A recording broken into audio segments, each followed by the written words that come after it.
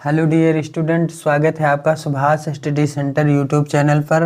आज का यह वीडियो कक्षा 10 के छात्रों के लिए मोस्ट इम्पोर्टेंट है, क्योंकि इस वीडियो में मैं आपको बताऊंगा सामाजिक विज्ञान का पहला चैप्टर यूरोप में राष्ट्रवाद का उदय, और इस चैप्टर के अति लघुत्तरी प्रश्नों को जो आपकी बोर्ड परीक्षा 2021 के लिए मोस्ट इम्पॉर्टेंट हैं। क्योंकि इमरान खान जी ने कमेंट किया हुआ था कि सर आप अति लघुत्तरी प्रश्नों को भी करवा दीजिए, तो आज से आपको पहले चैप्टर से और लास्ट चैप्टर तक अति लघुत्तरी प्रश्नों की वीडियो मिलती रहेगी। यदि आप चैनल पर पहली बार आए हैं तो चैनल को सब्सक्राइब कीजिए और वीडियो को अधिक से अधिक शेयर जरूर कीजिए। तो चलिए शुरू करते हैं। इस चैप्टर का पहला प्रश्न है, किस प्रसिद्ध फ्रांसीसी चित्रकार ने 4 चित्रों की श्रृंखला बनाई? उत्तर हो जाएगा फ्रेडरिक सारियू ने 1848 ईस्वी में प्रसिद्ध फ्रांसीसी चित्रकार थे और इन्होंने 4 चित्रों की श्रृंखला बनाई। दूसरा प्रश्न है, 19वीं शताब्दी में यूरोप में राजनीतिक एवं मानसिक जगत में भारी परिवर्तन आने के क्या कारण थे? तो इसका मुख्य कारण क्या था? राष्ट्र राज्य का उदय। क्या था? राष्ट्र राज्य का उदय था। अगला प्रश्न है, निरंकुशवाद से क्या तात्पर्य है? निरंकुशवाद किसे कहते हैं? तो एक ऐसी सरकार या शासन व्यवस्था जिसका सत्ता पर किसी प्रकार का कोई अंकुश नहीं होता।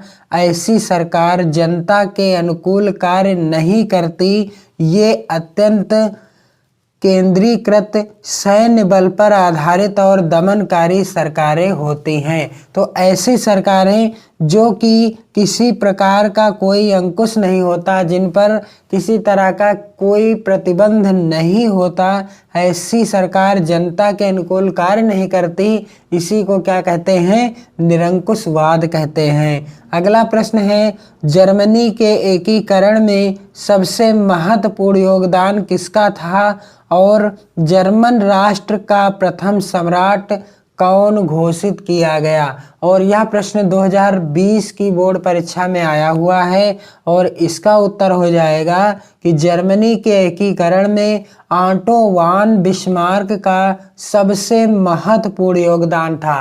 किसका योगदान था? ऑटो वान बिस्मार्क का था। और प्रसा के राजा विलियम प्रथम को जर्मन राष्ट्र का प्रथम सम्राट घोषित किया गया। किसे?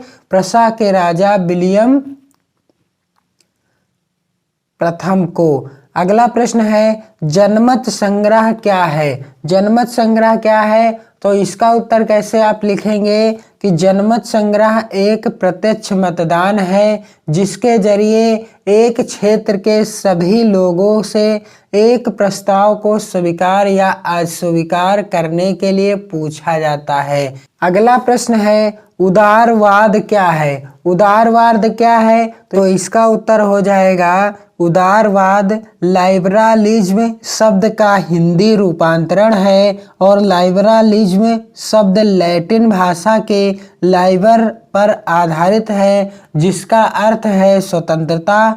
नए मध्य वर्गों के लिए उदारवाद का मतलब था व्यक्ति के लिए आज़ादी और कानून के समक्ष सबकी बराबरी। उदारवाद का अर्थ क्या है? कि व्यक्ति के लिए आज़ादी और कानून के समक्ष सबकी बराबरी समझी जाए, सभी को एक समान समझा जाए। अगला प्रश्न है, नृजातीय शब्द का अर्थ बताइए। नृजातीय शब्द का अर्थ क्या है? इसका उत्तर हो जाएगा एक साझा नस्ली, जनजातीय या सांस्कृतिक उद्गम अथवा पृष्ठभूमि जिसे कोई समुदाय अपनी पहचान मानता है, क्या कहलाता है? नृजाति शब्द का यही अर्थ है।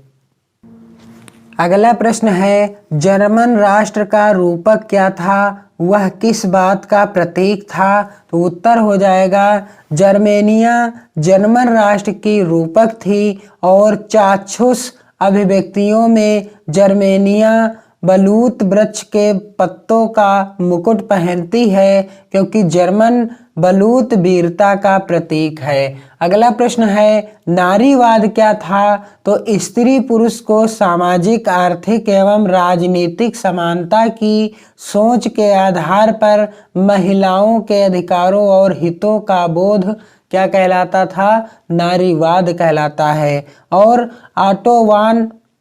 अगला प्रश्न है, ऑटो वान बिस्मार्क को जर्मनी के एकीकरण का जनक क्यों कहा जाता है? 2 कारण बताइए। और यह प्रश्न 2020 की बोर्ड परीक्षा में आया हुआ है। बिस्मार्क ने सुधार एवं कूटनीति के अंतर्गत जर्मनी के क्षेत्रों का प्रशाकरण अथवा प्रशा का एकीकरण करने का प्रयास किया। और दूसरा कारण क्या है कि बिस्मार्क ने जर्मनी के एकीकरण के लिए रक्त और लौह की नीति का पालन किया।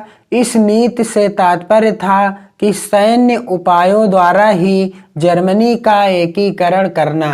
तो इस तरह से आप इन प्रश्नों को लिख लेंगे और याद कर लेंगे। ये प्रश्न आपकी बोर्ड परीक्षा के लिए भी महत्वपूर्ण हैं। वीडियो को अधिक से अधिक शेयर जरूर कीजिएगा, लाइक और कमेंट जरूर कीजिएगा कि यह वीडियो आपको कैसा लगा। और अपनी मेहनत और लगन के साथ अपनी बोर्ड परीक्षा की तैयारी करते रहिएगा। अपना और अपने परिवार का विशेष ध्यान दीजिएगा। जय हिंद, वंदे मातरम।